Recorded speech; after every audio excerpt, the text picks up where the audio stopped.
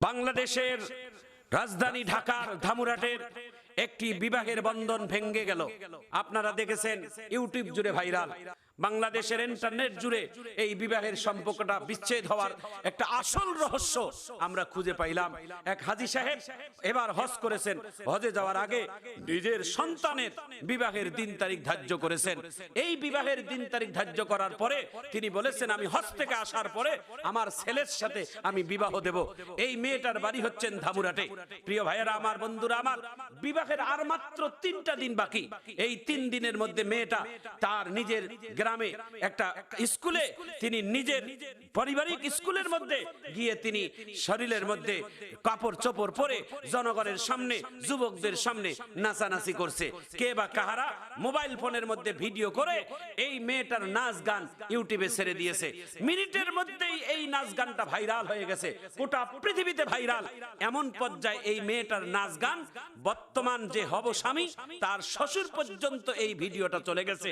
এই ভিডিও দেখে শ্বশুর হাজী সাহেব কেবলমাত্র হজ করে বাংলাদেশে আসছেন। শ্বশুর আব্বা দেখে তিনি সিদ্ধান্ত নিয়েছে, আমি এই যাত্রাপালার মেয়ে, এই নাচ গানওয়ালা মেয়ে আমি হাজী সাহেবের বেটার বউ হিসেবে আমি এখানে আনবো না। মেয়ের বাবাকে টেলিফোন করে জানিয়ে দেয় স্পষ্ট যে আপনার মেয়ে আমার বাড়ির কোনোদিন পুত্রবধূ হতে পারে না। মেয়ের বাবা তিনি আবার রাগের মাথায় এইভাবে হুমকিও দিয়েছেন ছেলের বাবা হাজী সাহেবকে, হাজী সাহেব আমি বিবাহের সমস্ত ইন্তজাম রেডি করছি, আমার বিবাহের খরচ খালা সব রেডি করছি, আমার একমাত্র মেয়ের বিবাহে আমি লক্ষ লক্ষ টাকা খরচ করছি।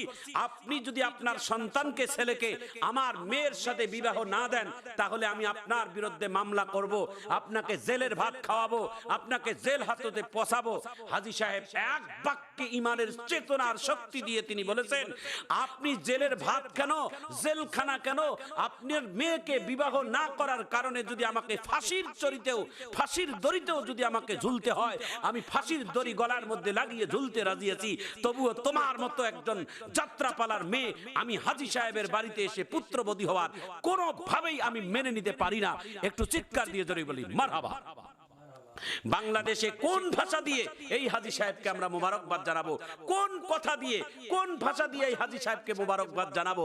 বাংলাদেশের প্রত্যেকটা অভিভাবক এই হাজী সাহেবের মতো যদি হয় তাহলে বাংলাদেশের সকল অভদ্র সামাজিক মেয়েরা একটু হলেও পরিবর্তন হবে। প্রিয় ভাইয়েরা আমার, প্রিয় বন্ধুরা আমার, আমরা দেখেছি বিভিন্ন বিবাহের মজলিসে বিবাহ হইলেই 3-4 দিন হলুদ মাখা, নাচ গান, ডেকসেট, বিভিন্ন ভাবে গান বাজনা দিয়ে বিবাহের অনুষ্ঠান করানো হয়। আসলে এগুলো কি বারাকা? এগুলো কি সুন্নাহ? এগুলো কি ওয়াজিব? এগুলো কি ফরজ? এগুলো করলেই কি